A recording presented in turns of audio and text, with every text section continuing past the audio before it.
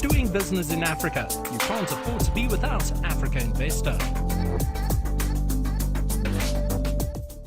How many projects are you looking at?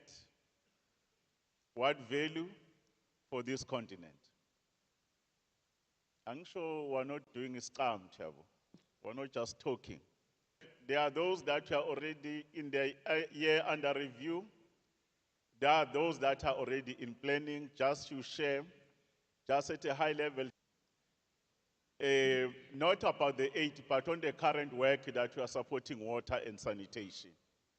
And those that are at a stage where decisions will be made very shortly.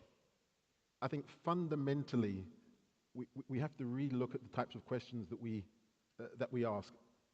We're currently looking at, and I'm going to give you a contextual example, Chair.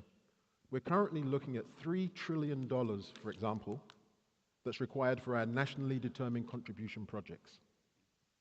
Those projects are worked on very hard by ministries of environment that don't have project finance expertise.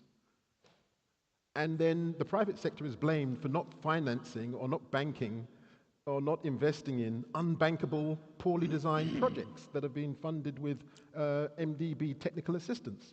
What we say, sir, is that in our own portfolios, we have private sector companies that have the technology, that have the expertise, that have the local presence, that can do the large-scale projects that we can finance because they're already diligenced. But they're not allowed to present projects as NDC projects.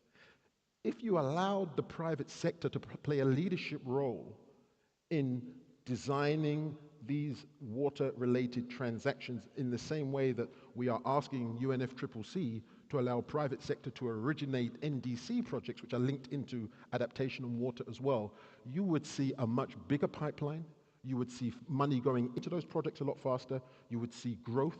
You would see jobs. And you would see all of the people not being left behind. And so I think if we remain stubborn on we can only invest in projects that are originated by one party and the other party has to invest in them regardless, that's where I want us to get to, sir.